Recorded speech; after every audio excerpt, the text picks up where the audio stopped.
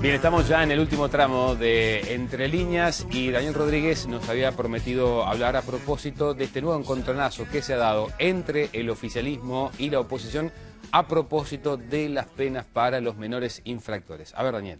Bien, era el paso siguiente a este Código Penal Adolescente. El paso siguiente a lo que fue aquella ley que se aprobó y que comenzó a regir a principio de año, que establecía un mínimo de un año para delitos gravísimos para menores entre 15 y 18 años. Recordemos que por delitos como homicidio, violaciones, rapiña, lesiones o privación de libertad.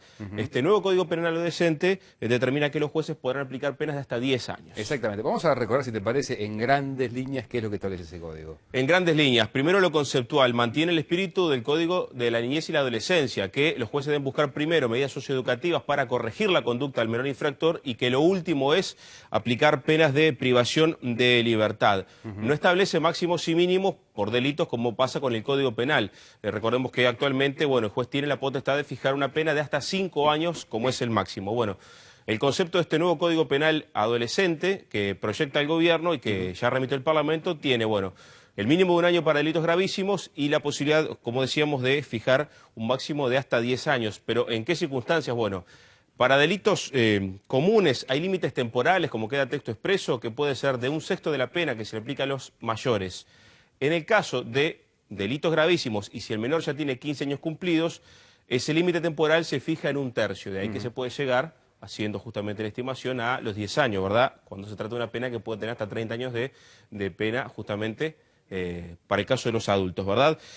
Hay un tema importante, el propio código deja establecido un artículo que claramente ninguna sanción, ninguna pena puede superar los 10 años. En resumen es un código, ¿verdad? Son 145 artículos, establece toda una definición acerca del proceso, de los actores, recuerda los convenios internacionales sobre minoridad a los cuales adhiere Uruguay, o sea que es todo un conjunto de medidas que están en este proyecto del gobierno. Esa ley que estableció un mínimo de 1 año ya estaba en la ley a propósito de la convivencia y la seguridad ciudadana que impuso el gobierno.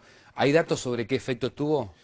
Precisamente, cuando uno repasa las actas del Parlamento y la fundamentación que hacía el gobierno en su momento era que se buscaba evitar que los menores infractores salieran muy rápido del sistema y darle más tiempo a las medidas justamente socioeducativas. Exacto. Sí. Por ese lado, consultamos con la jueza Aida Barreto, que hace unos días ha subrayado, dijo que ella lo que veía es que este año hay un aumento de primarios, sobre todo por rapiñas y por homicidios, pero que para sacar conclusiones falta más tiempo de aplicar esta ley y además falta ver qué dicen los tribunales de apelaciones ante ya algunas sentencias dictadas por los jueces. Por otro lado, Rubén Villaverde, presidente del CIRPA, el organismo que se creó hace muy poco tiempo para justamente trabajar el tema y contener a los menores infractores dentro del ámbito del INAU, dice que hay una combinación de hechos. Por un lado se reducen las fugas y las cifras así lo dicen. Por otro lado también existe este tema de una pena mínima, lo que también a su juicio puede ser un efecto que genera mayor cantidad de primarios en esta nueva realidad.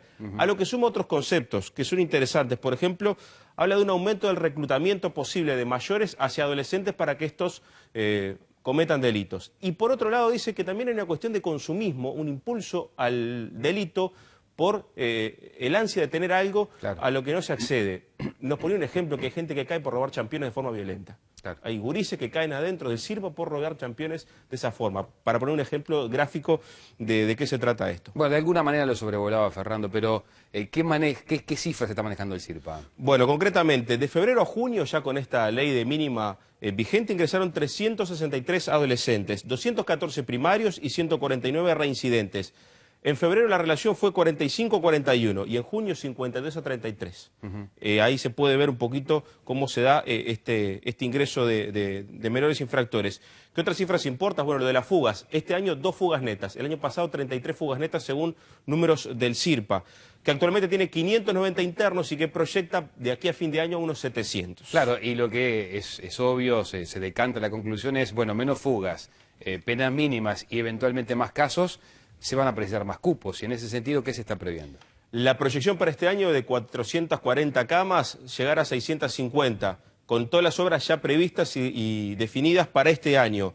Para el primer semestre del 2014 se estima que llegará a los 800 cupos el CIRPA en función de las obras en la tablada y también en el batallón de la avenida Beloni que fue pasado justamente al CIRPA. Por lo cual se entiende que va a estar bien de cupos. Va a superar lo que es el equilibrio necesario. Lo que sí nos decía Villaverde es que lo fundamental no es solamente esto, sino que el sistema de funcione a partir de la reinserción de los menores, y que no vuelvan a delinquir. Bueno, y a propósito, la rendición de cuentas tuvo en cuenta al CIRPA, ¿no? Lo decíamos la otra vez. Sí, lo que decíamos la otra vez, de los capítulos que sí tuvo en cuenta esta rendición con una partida de 17 millones de dólares para obras y también para contratación de personas. Bien, cerramos nuestro programa con política partidaria. Vamos a entrevistar, y si me acompañan, ya lo recibimos, a uno de los precandidatos que tiene el Partido Nacional, ex canciller de la República, doctor Sergio Abreu. ¿Cómo le va? Buenas noches, gracias por acompañarnos. No, un gusto, un saludo como siempre. Doctor, a ver, si el gobierno está tan mal como dicen los blancos, ¿no? ¿Por qué sigue estando tan arriba en las preferencias de la gente? Mire, debe existir un tema económico importante. Hay, obviamente, un ingreso de dinero. La gente tiene más plata y por eso... Fíjese, en la crisis del 2003 el Producto Bruto era de 12.000 millones, hoy es de 50.000 millones de dólares. Y el mismo déficit fiscal.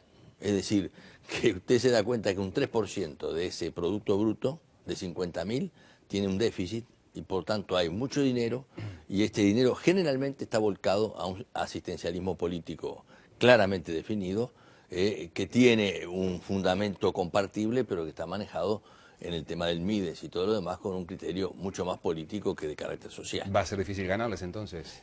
Yo creo que nunca existe la posibilidad de decir que está perdida, si no hubiéramos ganado el plebiscito del 80. El plebiscito del 80 todo el mundo pensaba que se perdía y lo ganamos. Ahora, pero la ve difícil porque de alguna manera los blancos, y también les pasa a los colorados, no logran captar a la gente que está desconforme tampoco con el Sí, le diría que lo que yo percibo es que hay una cantidad de personas, de gente que está en esa duda que todavía no ha definido, que tiene una gran preocupación por el tema seguridad, que ya no es el tema ideológico o filosófico, que va agregando el tema de la educación, la salud, no tanto en el sentido de la preocupación, pero el tema de la seguridad y sobre todo en la conducción y en la gestión. El control de la calidad de la gestión es donde el gobierno fracasa estrepitosamente. Y ha hecho propuestas el Partido Nacional, porque una de las críticas es, está bien, critican todo lo malo, lo que eventualmente se entiende que está malo, pero no dicen qué opciones hay. Miren, yo tengo un equipo de gobierno formado que trabajando, lo preside el doctor Carlos del Piazzo. Tengo el economista Jorge Caumón, me dirige todo el equipo económico. Hemos analizado todos estos temas con gente joven, igual con el ingeniero Álvarez Massa sobre el tema transporte, que hizo la reforma del puerto. Estoy hablando de un equipo incluso agroeconómico como el ingeniero Fabio Montosi, gente que la gente conoce, o Juan Peirú. Yo trabajo sobre propuestas. Y ahora vamos a hacer un seminario sobre seguridad en el que estamos trabajando directamente con el señor Giuliani, que es era el alcalde de Nueva York, nos da algunas líneas de lo que ha hecho, que incluso parte de algunas cosas el gobierno ha tratado de imponer. Ahora, discúlpeme, doctor, pero se ha dicho por allí, al Partido Nacional le falta contenido. Se dijo en su momento, el Partido Nacional se quedó parado en la historia y le falta mover en cuanto a sus contenidos y propuestas. Yo creo que le falta modernidad y les faltan ideas concretas y puntuales. Modernidad quiere decir que uno va a hacer una propuesta de proyecto de país y tiene que saber que tiene una inserción y una conectividad física que es prioritaria, que son las carreteras, la vinculación de los servicios, la logística, y esos son temas que yo vengo desarrollando y que venimos desarrollando con planteos muy claros. El tema del puerto de aguas profundas es fundamental para el país, por ejemplo. El problema no es la idea, sino cómo la ejecutamos, quién la puede conducir. ¿Y se puede elaborar un programa común en el Partido Nacional con las diferencias que hay entre usted, Sarabia? Sí, no hay problema. Mira, aquí el problema no es de ideas, de diferencias, salvo que uno, digamos, por ejemplo, en la minería, sí, ahí yo lo tengo claro, materia de minería de cielo abierto, estoy discrepando con la ley, con sus artículos. Sí, usted no vota ni en general ni en particular. Nada, pero aparte, ahí se acerca a la calle Pou. Se acerca no, a la aparte de la calle Pou, porque el diputado de la calle Pou, la mayoría de sus diputados vota a favor. Es decir, ese es otro gran tema. Hay que tener la coherencia de saber que si se sostiene una posición, el electorado no puede dividirse entre coincidir con un diputado y después discrepar con el candidato a la presidencia del diputado. Entonces hay que tener una línea muy clara y eso para mí es muy importante en la coherencia. ¿Y eso sería, discúlpeme, doctor, un óbice para que usted eventualmente logre un entendimiento con la calle Pou? Yo no tengo ningún entendimiento. Usted sabe que eso se especula sobre eso, ¿no? Porque dicen, vienen las encuestas, bueno, Abreu está tercero cómodo, discúlpeme, ¿no? Sí, pero está tercero cómodo. Pero cómodo en el buen sentido, además. ¿Y eso no lo desanima? Tercero. A la inversa.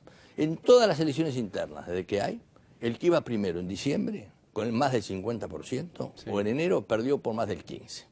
Así que a Seguro se lo llevaron preso, dentro de la inseguridad que en el país existe. Pero usted sabe que usted puede inclinar la balanza en caso de que esto no cambie Mire, demasiado. yo le voy a decir con franqueza, no tengo la menor chance de que yo tenga un acuerdo con ninguno de ellos. Yo voy Mire a seguir que hasta le van a grabar esto y se lo van a No, recordar. es que ya lo he dicho y lo quiero decir con claridad. En todo caso, si me agacho, es para recoger al que se quede por el camino.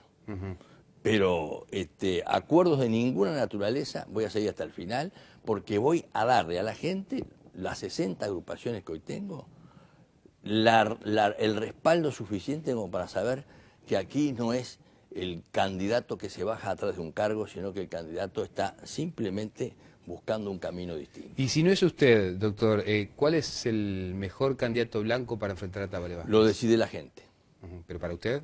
No hay, para mí si yo tengo que decir quién es terriblemente egoísta lo mío, pero yo creo que la gente tiene que decidirlo porque acá el tema es la propuesta, la visión y la capacidad de conducir. Y yo digo 3 cosas: A ver. firmeza, experiencia y transparencia. Y la gente sabe a quién elegir y elegirá al que le parece más adecuado. Bien, ¿se limaron las asperezas, las diferencias con Gallinal? Sí, no, esos son temas puntuales, no hay... ¿No quedan cicatrices? No. ¿Por qué se dijeron alguna cosita? No, pero esas son cosas, ni siquiera insultos, porque el que ve la palabra que se utilizó hasta que quiere Imbécil. decir... Sí, quiere decir falta de bastón o de sostén, así que ni siquiera es un insulto descalificante. Pero no hay, en eso no, yo soy un hombre de construir armonía. He sido candidato a la vicepresidencia casi empujado en 2 oportunidades, con el doctor Lacalle y con el doctor Larrañaga. De manera que yo soy un hombre de partido. No hay candidato fuerte con partido débil. No existe eso. Bien. Y si no, pregúntale al gobierno. Apelo también a su experiencia como canciller, doctor. Vuelve Paraguay al Mercosur y Venezuela asume la presidencia pro tempore. ¿Cómo lo ve? Sí, siempre violando el derecho internacional. Y el derecho internacional se viola hasta que el Paraguay no acepte en el Parlamento el ingreso de Venezuela. Como el tratado lo dice así, entonces el que hace ingresar a Venezuela por la ventana, termina tapeando la pared del Mercosur. Aparte de que el Mercosur ya no funciona. Cuando el presidente dice lo de la Argentina es una misión imposible, textual, está reconociendo simplemente de que por lo menos el gobierno no es capaz ni siquiera de administrar esta situación. Y digo esto porque estamos hablando de familias ideológicas. Y los países no acumulan por sublema. Los países tienen intereses. Y en la Argentina, si hay algo que nos ha demostrado en los últimos años, es la absoluta prepotencia en el manejo y en el desconocimiento del derecho internacional. Entonces la cumbre que tendremos dentro de algunos días no tiene sentido de ser prácticamente. No tiene sentido porque el Uruguay debería aprovechar la oportunidad para poder hacer una propuesta de replantear las hipocresías que hay en el Mercosur para defender el trabajo uruguayo. Es decir, el que exporta a la Argentina, estamos en el 7% de las exportaciones. ¿Que habría que refundar el Mercosur? De alguna manera? No, yo creo que reformularlo e inclusive dar la libertad al Uruguay para que pueda tener acuerdo con otros países. Alianza con el Pacífico sería una alternativa. O con el que fuere. Pero nosotros estamos en un corralito en el que se cambió la filosofía. Porque yo le diría más, y esto usted como buen periodista lo sabrá. El gran problema es cómo se soluciona el problema entre Argentina y Brasil. Brasil ya se cansó de la Argentina. Y se cansó porque el Brasil quiere acceder al mercado argentino y argentino empezó a tener protección violando el derecho y violando el tratado del Mercosur y todos los tratados. Entonces ahí es donde cuando los grandes, cuando la vieja trenza comienza a no funcionar, es cuando comienza a debilitarse. Y ahí tenemos nosotros los más chicos. Bien, al Uruguay que vive entre el delirio caribeño, la esquizofrenia argentina y la hipocresía brasileña. En el final justamente estaba leyendo su cuenta de Twitter, está terminando la corrección del libro La vieja trenza. ¿De qué va? La trenza bilateral argentina-brasileña. Va de ese lado. Va de ese lado, desde las épocas pero con un estudio fuerte sobre el Barón de Maguá, el punto financiero brasileño, y lo que es hoy. No hay otra expresión que la bilateralidad argentina-brasileña. Y nosotros, si no la manejamos con inteligencia, ahí estamos destinados a ser un actor de reparto. O somos Gibraltar, que es lo que no queremos, un peñón colgado, o somos una bisagra que tenemos que construirla con la inteligencia de nuestros gobernantes. Doctor, gracias por acompañarnos. Un gusto, como siempre. Y que quede claro, aquí no hay bajada de nadie, y el que quiere subirse tiene la puerta abierta, no importa de dónde viene. Muy bien. Hasta aquí llegamos entonces, nos despedimos, los invitamos como siempre con muchísimo gusto. El próximo lunes, aquí a las 21:30 Canal 20. Que pasen muy bien. Chau, chau.